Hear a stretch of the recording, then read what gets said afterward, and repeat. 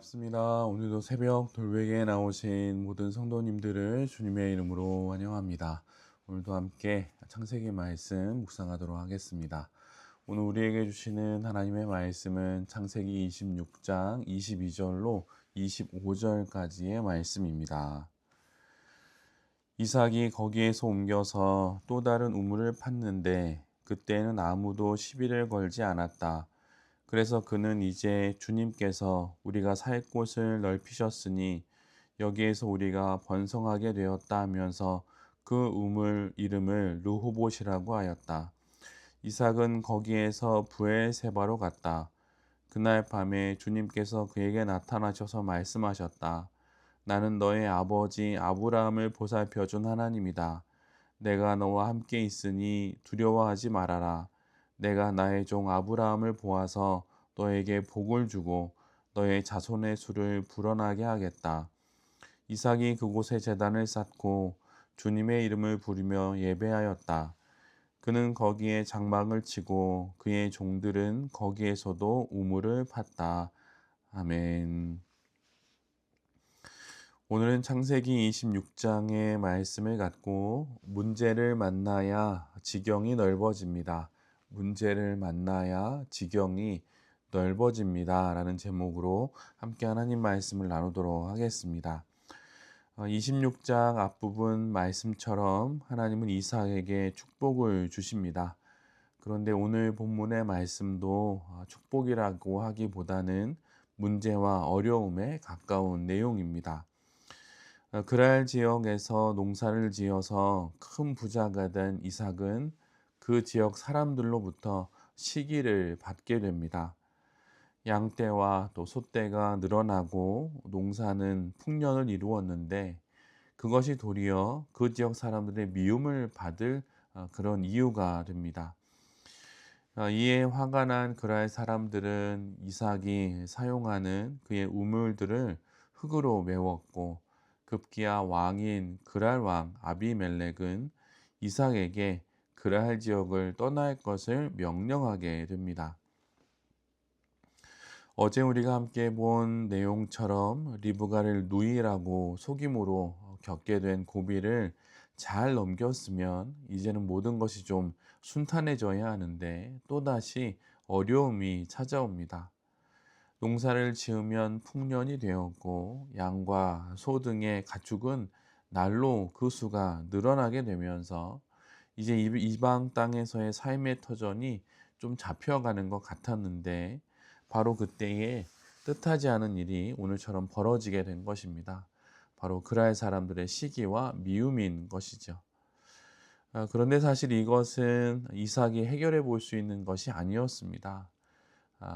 사람들의 그 마음을 어찌할 수는 없는 것이지요.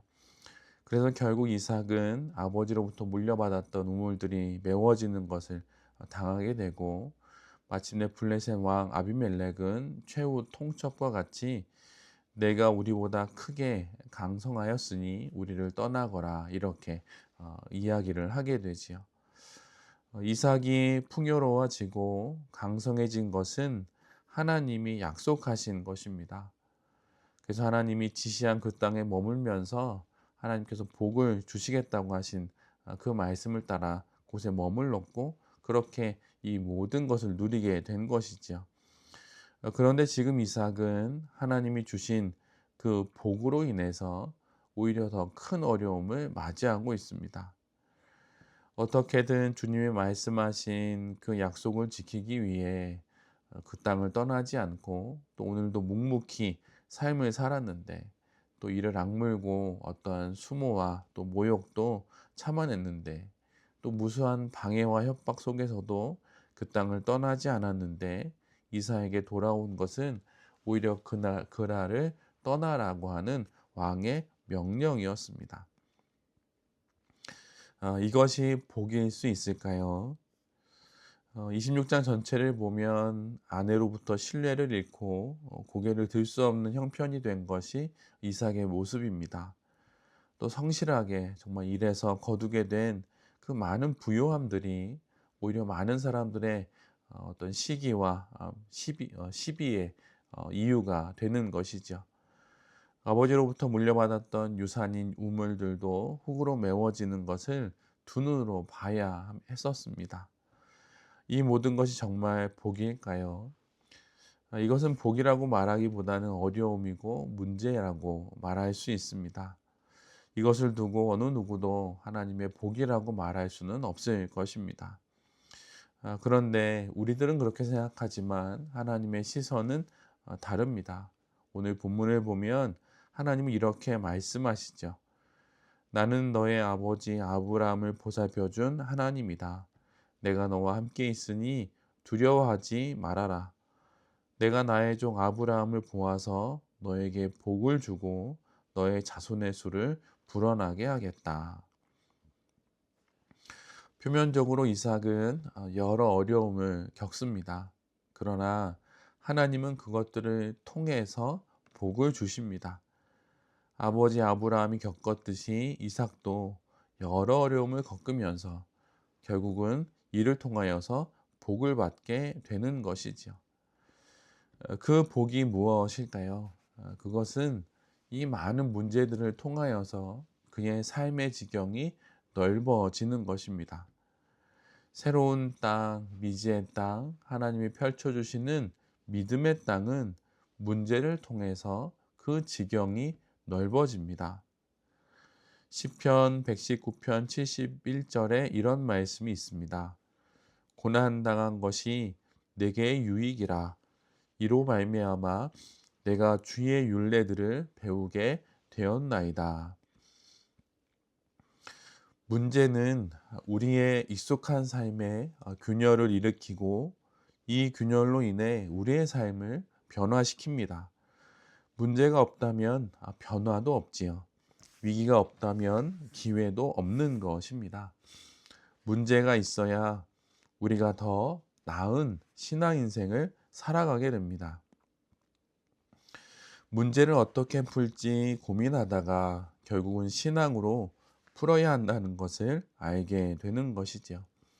신앙 안에서 해법을 찾아서 그것을 실행하면서 결국은 문제가 하나님으로 인해 풀리는 것을 경험하게 되면서 삶의 지경이 넓어지는 것입니다. 문제는 아무렇지 않게 살아오던 우리의 삶에 변화가 필요하다는 사실을 알려줍니다. 그리고 그렇게 문제를 풀어가면서 결국은 더 거룩한 성도가 되는 것입니다. 그래서 실은 문제가 있는 것이 문제가 아니라 오히려 문제가 없는 것이 문제일 수 있습니다. 왜냐하면 문제가 없으면 하나님을 찾지 않고 하나님을 찾지 않으면 결국은 가장 큰 어려움을 만나게 되고 가장 큰 문제는 하나님을 찾지 않는 것이기 때문입니다. 문제는 의도하지 않게 찾아온 기회이고 예상하지 못한 기회입니다. 이렇게 찾아온 문제들을 신앙 안에서 우리가 풀어갈 때 이 문제들은 우리를 더욱 거룩하게 변화시키게 되고 우리의 삶의 지경을 넓혀주게 되는 것입니다. 그러기에 지금 맞이하고 있는 문제들을 문제다, 어려움이다 이렇게 볼 것이 아니라 이 문제를 통해서 우리의 신앙의 지경을 넓혀주시려는 그 하나님과 하나님의 복주심을 우리 모두가 영혼의 눈으로 바라봐야 할 것입니다. 우리 모두는 삶의 지경이 넓어지기를 다 원합니다. 그런데 그 삶의 지경은 다른 것이 아니라 문제를 통하여서 넓어지는 것입니다. 이 사실을 기억하고 오늘도 우리에게 다가온 많은 문제들을 문제라 또 어려움이다 이렇게 말하지 말고 하나님이 주신 예기치 못한 기회다라고 여기면서 삶의 지경을 신앙 인생의 지경을 문제로 넓혀가는 또 문제를 해결하면서 더욱더 넓혀가는 우리 모두가 될 수 있기를 간절히 기도드립니다. 아멘. 함께 기도하겠습니다. 주님, 하나님의 복은 문제를 통해 우리에게 온다는 것을 기억하겠습니다. 편안한 삶을 살기보다 문제들을 맞이하며 삶의 지경이 넓어지는 인생을 살아가겠습니다. 이를 통해 주어지는 복을 누리며 살아가겠습니다. 주님, 문제에 맞설 수 있는 용기를 주시고 문제를 통과해낼 믿음을 주시며 문제를 통해 지경이 넓어지는 은혜를 허락하여 주시옵소서. 오늘 있을 모든 일들을 주님께 맡깁니다. 주님 인도하여 주시고 이끌어 주시옵소서. 이 모든 말씀 예수 그리스도의 이름으로 기도드립니다. 아멘.